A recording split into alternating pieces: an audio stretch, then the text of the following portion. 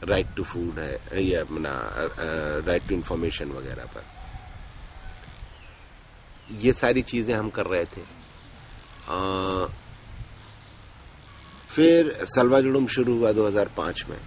तो यूनिसेफ के साथ हम लोगों ने ये प्लान किया कि जो कॉन्फ्लिक्ट हिट एरियाज हैं उसमें जो लोग फंस गए हैं और सलवा जुलूम और पुलिस ने उन एरियाज को कॉर्डन ऑफ कर लिया है और अंदर महिलाएं और बच्चे लाखों की संख्या में फंस गए हैं, वो बहुत बुरी हालत में है। हमें उनका भी सर्वे करना है कि वो किस हालत में है और उनको ह्यूमैनिटेरियन एड पहुंचाई जाए। तो यूनिसेफ के साथ हमने ये काम शुरू किया। जब सर्वे करने के लिए हमारी टीम्स अंदर गई तो उन टीम्स को पकड़ लिया गया और सलवा जुलूम के द्वारा बहुत बुरी तरह उनकी पिटाई की गई। 3-3 दिन तक उनको हॉस्टेज बना के रखा गया और बुरी तरह पीटा। उसमें हमारे वॉलंटियर्स के ईयर ड्रम्स वगैरह फट गए, बहुत बुरी तरह घायल हुए। तब पहली बार हमने सलवा जुलूम के खिलाफ पब्लिक स्टेटमेंट दिया था। तो यानी सलवा जुलूम ने पहला हमला हम पर किया था, हमने सलवा जुलूम पर पहला हमला नहीं किया था। और उसके बाद फिर सलवा जुलूम ने और हमले शुरू किए हम पर और हमने भी उनको काउंटर करना शुरू किया। और हमने देखा जब गांव-गांव में गए कि सलवा जुलूम के कारण महिलाओं की, बच्चों की स्थिति बदतर होती जा रही है, तो वो इश्यूज हमने रेज करने शुरू किए। इससे सरकार हमसे नाराज हुई और फिर लास्टली उसने हमारा पहले एफसीआरए कैंसिल किया। FCRA foreign contribution regulation act, जो हम इंटरनेशनल सपोर्ट रिसीव कर सकते थे, वो जो होम मिनिस्ट्री का एक रजिस्ट्रेशन होता है, वो पहले कैंसिल किया, जिससे हम इंटरनेशनल जो सपोर्ट हमारा आ रहा था वो सारा बंद हो गया।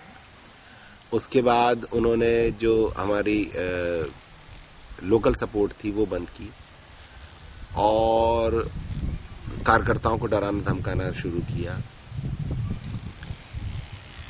उसके बाद आश्रम डिमोलिश कर दिया इस साल और अब तो हमारे कार्यकर्ताओं की गिरफ्तारी शुरू कर दी है। कार्यकर्ताओं का फील्ड में जाना मुश्किल कर दिया है। सरकार, इससे सरकार का डर दिखाई देता है कि सरकार बहुत डरी हुई है और सरकार इसलिए डरी हुई है क्योंकि वाकई में उसने गलतियां की हैं। झूठ से तो किसी को डर नहीं लगता, डर तो सच से लगता है। चूंकि जो बातें हम कह रहे हैं वो सच है। हत्याएं की हैं सरकार ने भयंकर, बलात्कार हुए हैं बहुत सारी मात्रा में, निर्दोष लड़के लड़कियों को जेलों में ठूंस दिया गया है, यहाँ तक कि रेप करके लड़कियों को जेलों में ठूंस दिया गया है नक्सलाइट कहके। ऐसे बहुत सारे केसेस हैं। उनके घर वाले बर्बाद हो गए हैं जमानत के लिए वकीलों को पैसा देते देते। तो हजारों नौजवानों को नक्सलवादी बनने के रास्ते पर ढकेल दिया गया है। ये सारी चीजें यहाँ की शांति व्यवस्था को और ज्यादा बिगाड़ रही हैं। हम इसकी तरफ सरकार का ध्यान खींचना चाहते हैं और सरकार इस तरफ ध्यान देना नहीं चाहती है, क्योंकि हमें लगता है सरकार की मंशा शांति की नहीं है। सरकार की मंशा आदिवासियों की जमीन छीनने की है और इसलिए वो शांति की हमारी सारी कोशिशों के खिलाफ है। अब इन हालात में हम यहाँ काम करना चाहते हैं। अभी रिसेंटली हम लोगों ने शांति के लाने के कोशिशों के तौर पर यहाँ पर एक पदयात्रा, सत्याग्रह और उसके बाद जन सुनवाई, जिसमें सेंट्रल होम मिनिस्टर ने आने का वादा किया था, वो प्लान किया। सरकार ने पदयात्रा को रोकने के लिए जगह जगह पुलिस के साथ मिलकर सड़कें खोद दी। जगह जगह सलवा जुलूम के गूंस और पुलिस वाले खड़े हो गए हमारी पदयात्रा को रोकने के लिए, जो कि बिल्कुल अनडेमोक्रेटिक है और ये दिखाता है कि सरकार कितना डरी हुई है इस बात से कि कोई भी व्यक्ति आम जनता से मिल ना सके। और उसके बाद सत्याग्रह को बंद करने के लिए कलेक्टर ने लेटर दिया। हमने जो धर्मशाला गेस्ट के लिए बुक कराई थी उसको कैंसिल कर दिया कलेक्टर ने।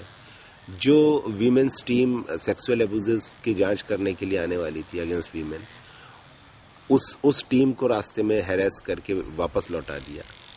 ये सारी चीजें सरकार के फासिस्ट बिहेवियर को दर्शाती हैं। ये दर्शाती हैं कि सरकार कितनी डरी हुई है सच्चाई से।